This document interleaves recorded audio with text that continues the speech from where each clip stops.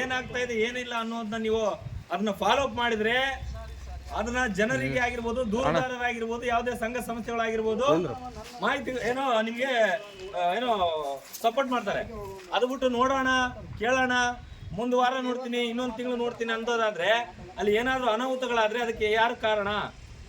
ಸಾರ್ವಜನಿಕರ ಅಥವಾ ಏನೋ ತೆರಿಗೆ ದುಡ್ಡು, ಕೋಟ್ಯಾಂತರ ರೂಪಾಯಿ ತೆರಿಗೆ ದುಡ್ಡು ಅಲ್ಲಿ ಹಾಳಾಗ್ತಾ ಇದೆ, ಪೋಲ್ ಆಗ್ತಾ ಇದೆ ಅಂತೇಳಿ ನಾವು ಪ್ರಶ್ನೆ ಮಾಡುವಾಗ ಅಲ್ಲಿ ಯಾರೋ XYZ ಪರ್ಸನ್ ಬಂದ್ಬಿಟ್ಟು ನಮ್ಮವ್ರ ಮೇಲೆ ಈ ಥರದ ಅವಾಚ್ಯ ಶಬ್ದ, ನಾನು ಅವ್ರ ಮನೆ ಪ್ರತ್ಯೇಕವಾಗಿ ವೈಯಕ್ತಿಕವಾಗಿ ಅವ್ರ ಮನೆ ಏನಾದ್ರು ವಿಚಾರಕ್ಕೆ ಹೋಗಿದ್ವಿ, ನಾವು ಹೋಗಿದ್ವೇನ್ರಿ ಸರ? ನಿನ್ನೆ ನೋಡಿದ್ರೆ ಆ ವಿಡಿಯೋನ ನೀವು?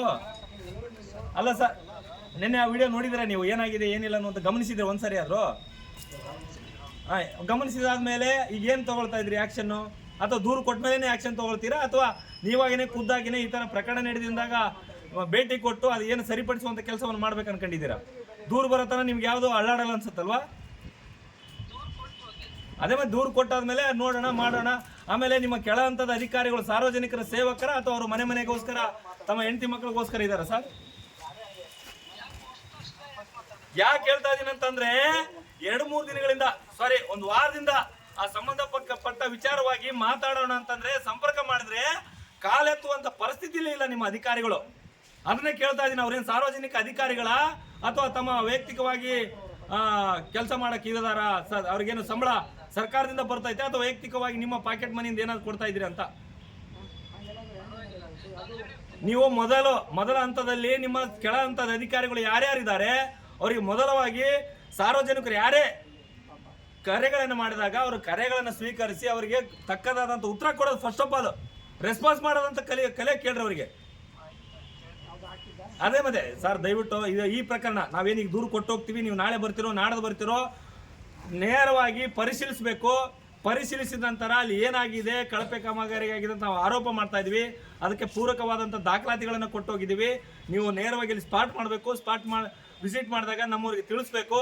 ಅಲ್ಲಿ ಬಂದಾಗ ನಾವು ಏನೆಲ್ಲ ಉತ್ತರ ಕೊಡ್ತೀವಿ ಅಥವಾ ಆರೋಪಕ್ಕೆ ನಾವು ಸಾಕ್ಷಿಗಳು ಕೊಡ್ತೀವಿ ಅನ್ನೋದನ್ನ ನೀವು ಪರಿಗಣಿಸಬೇಕು. ನಮ್ಮ ಬೇಡಿಕೆ ಇರೋದೇನೆಂದ್ರೆ ಆ ಕಳಪೆ ಕಾಮಗಾರಿಯನ್ನು ನಿಲ್ಲಿಸಿ ಹೊಸ ಮತ್ತು ಗುಣಮಟ್ಟದ ಕಾಮಗಾರಿಯನ್ನ ನಿರ್ಮಾಣ ಮಾಡಲಿಕ್ಕೆ ನಾವು ಒತ್ತಾಯ ಮಾಡ್ತಾ ಇದೀವಿ. ಇಲ್ಲ ಅಂತ ಹೇಳಿದ್ರೆ ನಿಮ್ಮ ಹಂತದ ಅಧಿಕಾರಿಗಳಾಗ್ಲಿ ಅಥವಾ ನೀವಾಗ್ಲಿ, ನಿಮ್ಮ ಇಲಾಖೆ ಯಾವುದೇ ಅಧಿಕಾರಿಗಳು ನಮಗೆ ಸರಿಯಾಗಿ ಸ್ಪಂದಿಸದೇ ಇದ್ದ ಪಕ್ಷದಲ್ಲಿ ಮುಂದಿನ ಕೆಲವು ಘಟನೆಗಳಿಗೆ, ಹೋರಾಟಗಳಿಗೆ ನೀವೇ ಸಾಕ್ಷಿ ಆಗ್ತೀರಂತ ಈ ಮೂಲಕ ನಾನು ಸ್ಪಷ್ಟಪಡಿಸ್ತಾ ಇದ್ದೀನಿ ಸರ್. ಈಗ ನಾನು KRS ಪಕ್ಷದ ಒಬ್ಬ ಮುಖಂಡನಾಗಿ ಮಾತಾಡಿದೆ. ಇಲ್ಲಿ ಕೇಳಿ ಸರ್, ಅಲ್ಲಲ್ಲ ಇರ್ಲಿ, ನಾನು ಒಬ್ಬ KRS ಪಕ್ಷದ ಮುಖಂಡನಾಗಿ ಮಾತಾಡಿದೆ. ಈಗ ಅದೇ ಸ್ಥಳೀಯ ಕೊಟ್ಟೆಗಾರ ಆಗಿರ್ತಕ್ಕಂಥ ಬಸವರಾಜ್ ಅಂತ ಹೇಳಿ ಮಾತಾಡ್ತಾರೆ. ಅವ್ರ ಬಾಯಿಂದನೇ 1-2 ನಿಮಿಷ ಮಾಹಿತಿಯನ್ನ ಕೇಳ್ಕೊಳ್ಳಿ ಸರ್. ಹಲೋ ಸರ್, ನಮಸ್ಕಾರ ಸರ್. JJ ವರ್ಕ್ ನಡೆದಿದೆ ಸರ್. ಅಲ್ಲಿ ಕಾಂಟ್ಯಾಕ್ಟ್ ಕೊಟ್ಟಿದ್ರು ಸರ್, ಯಾವುದೇ ರೆಸ್ಪಾನ್ಸ್ ಮತ್ತು ಪೂರ ಅತಿ ಒಂದು ಫೀಟ್ ಕೂಡ ಆಳ ತೆಗೆದಿಲ್ಲ ಸರ್ ಅವರು ಮಾಡಿರೋದು. ಹೌದು ಸರ್. ಸರಿಯಾಗಿ ಮಾಡಾಕಿದ್ರೆ ಕೆಲಸ ಮಾಡಪ್ಪ, ಹ್ಞೂ ಸರ್. ಸುಮಾರು ನನ್ನ ಜೊತೆ ಜಗಳ ಆಡಿದೆ. ನಮ್ಮ ಅಜ್ಜ ಬಂದು ನನಗೆ ಬೈ ಬಿಟ್ಟು ಹೋಗಿದ್ದ. ಅಲ್ಲ ಮತ್ತೆ ಸರ್, ಅಧಿಕಾರಿಗಳಿಗೆ ಒಳ್ಳೆ ಗೌರವಾನ್ವಿತ ಅಧಿಕಾರಿಗೇ ಬೆಲೆ ಕೊಟ್ಟಿಲ್ಲ ಅಂತಂದ್ರೆ, ಗೌರವಾನ್ವಿತ ಅಧಿಕಾರಿಗಳನ್ನೇ ಬೆಲೆ ಇಲ್ಲ ಅವ್ರ ಕಡೆ, ನಿಮಗೇನೆ ಏನು ಹೇಳಿದ್ರಲ್ಲ ಈಗ ಆತರ ಮಾತಾಡ್ತಾನಂತಂದ್ರೆ ನೀವು ಯಾವ ರೀತಿಯಾಗಿ ಅವ್ರನ್ನ ಸಹಿಸ್ಕೊಂಡಿದ್ದೀರಿ? ನಿಮ್ಮ ಸಹಿಸ್ಕೊಂಡಿಲ್ಲ, ಆಕ್ಷನ್ ಅವ್ರ ಲೈಸೆನ್ಸ್ ಕ್ಯಾನ್ಸಲ್ ಮಾಡಿ ಸರ್, ಸರಿ ಆಗ್ತಾರೆ. ಲೈಸೆನ್ಸ್ ಕ್ಯಾನ್ಸಲ್ ಮಾಡಿ. ನಿಮ್ಮ ಹತ್ರ ಇದು ಇರ್ತಲ್ಲ ಅಧಿಕಾರಿ, ಯಾರು DC ಮಾಡ್ಬೇಕಾ, ಯಾರು ಮಾಡ್ಬೇಕು ಅದನ್ನ? ಮಾತಾಡಪ್ಪ, ಏನಂತ ಇನ್ನೂ ಸ್ಪಷ್ಟವಾಗಿ ಹೇಳು. ಸರಿ ಸರ್, ಅದು ನೋಡಿ ಕೇಸ್ ನಮಗೆ ಅದು ಹೆಂಗಿದ್ರು ಅವರು ಅದೇನು ಮಾಡ್ಬೇಕು ಸರ್, ಅವ್ರ ಲೈಸೆನ್ಸ್ ರದ್ದು ಮಾಡ್ಬೇಕು ಸರ್ ಅವ್ರಿಗೆ. ಯಾಕಂದ್ರೆ ಅವ್ರು ಯಾವುದೇ ಕಾರಣಕ್ಕೂ ಗುಣಮಟ್ಟದಲ್ಲಿ ಮಾಡ್ತಕ್ಕಂಥವ್ರು ಕಾಮಗಾರಿನೇ ಮಾಡಲ್ಲ ಸರ್ ಅವರು.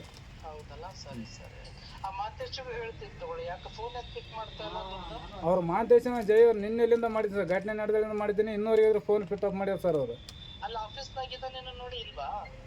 ಹೆಂಗ ಸರ್, ನನ್ನ ಮುಖನ ನೋಡಿಲ್ಲ. ಅಲ್ಲಿ ಕಾಮಗಾರಿ ನಡೆಯುವಂತ ಸ್ಥಳಕ್ಕೆ ಒಂದು ದಿನ ಬಂದವರು ಇಲ್ಲ. ಪುಣ್ಯಾತ್ಮರು ಎಲ್ಲೆಲ್ಲಿ ಇರ್ತಾರೋ ಎಲ್ಲಿಲ್ಲ, ಏನೇ ಕೇಳಿದ್ರು ಸ್ಪಾಟ್ ವಿಸಿಟ್, ಏನೇ ಕೇಳಿದ್ರು ಅಲ್ಲಿದ್ದೀನಿ ಇಲ್ಲಿದ್ದೀನಿ. ಈ ತರದ ಮುಂದಿನ ಹಂತಗಳಲ್ಲಿ ಉಡಾಫೆ ಉತ್ತರಗಳನ್ನು ಕೊಡೋದನ್ನ ನಿಲ್ಲಿಸಿ, ಅದು ಯಾವುದೇ ಅಧಿಕಾರಿಗಳಾಗ್ಲಿ ನಿಲ್ಲಿಸಿ, ಸಾರ್ವಜನಿಕರ ದೂರಿಗೆ ಸರಿಯಾದ ರೀತಿಯಲ್ಲಿ ಸ್ಪಂದಿಸಿದ್ರೆ ಅವರು ಮುಂದಿನ ಹಂತದಲ್ಲಿ ಕಾರ್ಯಗಳನ್ನು ಮಾಡಲಿಕ್ಕೆ ಸಿದ್ಧ. ಇಲ್ಲ ಅಂತಂದ್ರೆ ಅದಕ್ಕೆ ನಾವು ಹೇಳ್ತಾ ಇದೀವಿ, ಒಂದು ಮೊದಲ ಹಂತವಾಗಿ ನಿಮಗೆ ಕೈ ಮುಗಿತೀವಿ, ಕಾಲು ಮುಗಿತೀವಿ, ತದನಂತರ ಬೇರೆ ರೂಪದಲ್ಲಿ ತಿರುವು ಪಡೆದುಕೊಳ್ಳಿಕ್ಕೆ ನೀವು ಆಸ್ವಾದ ನೀಡಬೇಡಿ ಅಂತ ಹೇಳ್ತಾ ಇಷ್ಟೊಂದು ನೀವು ತಾಳ್ಮೆಯಿಂದ ಕೇಳಿಸ್ಕೊಂಡಿದ್ದೀರಿ. ಧನ್ಯವಾದಗಳು. ಈಗ ಅದೇ ರೀತಿಯಾಗಿ ನಾವು ದೂರು ಕೊಟ್ಟು ಹೋಗ್ತೀವಿ, ಅದನ್ನು ಪರಿಶೀಲಿಸಿ ನೀವೇನೇ ನೇರವಾಗಿ ಅಲ್ಲಿ ಭೇಟಿ ಕೊಟ್ಟು ಖುದ್ದಾಗಿ ಭೇಟಿ ಕೊಟ್ಟು ಅವ್ರನ್ನ ಗುತ್ತಿಗೆದಾರರು ಯಾರಿದ್ದಾರೆ, ಸಂಬಂಧಪಟ್ಟವ್ರು ಯಾರಿದ್ದಾರೆ ಅವ್ರನ್ನ ಕರೆಸಿ ನಾವು ನಮ್ಮ ಹಕ್ಕೊತ್ತಾಯ ಏನಿದೆ ಅಥವಾ ಬೇಡಿಕೆ ಏನಿದೆ, ದೂರಿನ ಅಂಶ ಏನಿದೆ ಅದನ್ನು ಸರಿಪಡಿಸುವಂಥ ಕೆಲಸ ನಿಮ್ಮಿಂದ ಆಗ್ಬೇಕು ಸರ್. ನಿಮ್ಮ ಮೇಲೆ ಭಾಳ ಗೌರವ ಇಟ್ಟಿದ್ವಿ. ಇಷ್ಟೊತ್ತು ನಮಗೆ ರೆಸ್ಪಾನ್ಸ್ ಮಾಡಿದ್ದಕ್ಕೆ ತುಂಬ ಹೃದಯದ ಧನ್ಯವಾದಗಳು ಸರ್. KRS ಪರೀಕ್ಷೆ ವತಿಯಿಂದ